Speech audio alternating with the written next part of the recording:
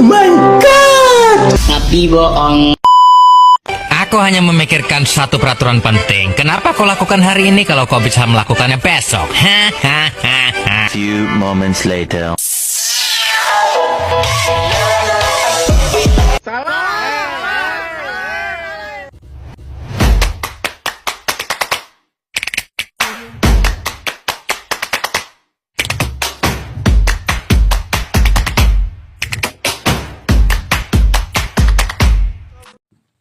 Hai, Assalamualaikum warahmatullahi wabarakatuh. Perkenalkan, nama saya Dara Bucina.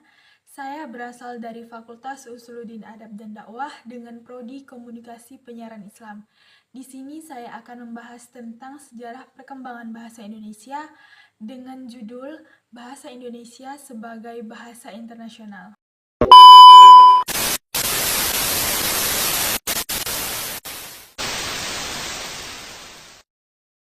Nah, di sini saya akan membahas tentang bahasa Indonesia sebagai bahasa internasional. Bahasa Indonesia adalah identitas nasional yang dimiliki bangsa Indonesia. Bayangkan saja, dari banyaknya bahasa daerah di Indonesia, bahasa Indonesialah yang disetujui dan ditetapkan sebagai bahasa pemersatu bangsa. Jika dilihat dari asal-usulnya dan dibandingkan dengan bahasa dari negara lain, bahasa Indonesia lebih mudah dipelajari, yang mana dalam bahasa Indonesia tidak ada tingkatan atau tata bahasa gender yang sering ditemukan dalam bahasa Inggris atau Prancis. Karena kemudahannya ini, bahasa Indonesia menarik perhatian para penutur asing. Sampai sekarang, Badan Pengembangan dan Pembinaan Bahasa atau Badan Bahasa juga gencar mengirimkan pengajar lokal BIPA ke berbagai negara.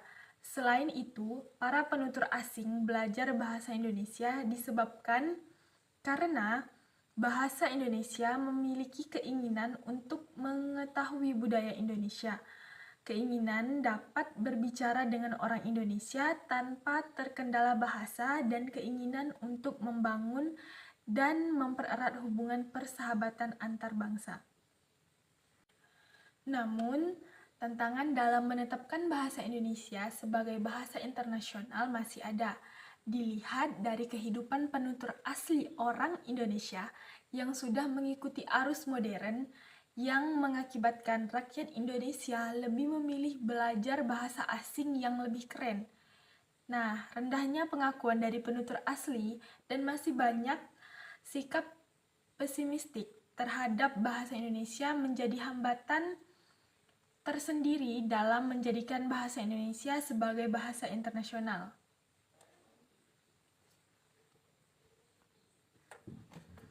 Nah, hal ini disebabkan karena tidak adanya dukungan dari rakyat Indonesia dan bahkan generasi muda bangsa sekarang itu sudah mengajarkan untuk mengutamakan bahasa asing ketimbang mempelajari bahasa Indonesia atau bahasa di negerinya sendiri. Kalau hal tersebut dibiarkan terus-menerus, bahasa Indonesia bisa digantikan dengan bahasa asing, dan bahasa Indonesia akan kehilangan penutur aslinya, dan mimpi untuk menjadikan bahasa Indonesia sebagai bahasa internasional tidak akan pernah terrealisasikan.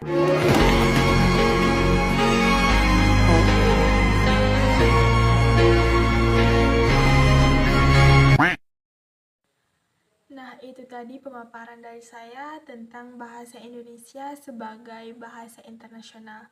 Kesimpulan dari materi saya bahwa bangsa Indonesia atau remaja-remaja generasi sekarang seharusnya selalu menyalurkan bahasa Indonesia atau berbahasa Indonesia dimanapun, kapanpun, bahkan dengan siapapun.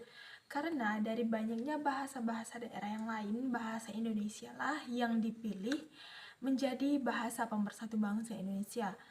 Bukan malah kita mempelajari bahasa-bahasa asing dan kita menerapkannya di kehidupan sekarang ini, atau kita membawanya ke dalam negara Indonesia sendiri. Sekian dari saya. Wassalamualaikum warahmatullahi wabarakatuh.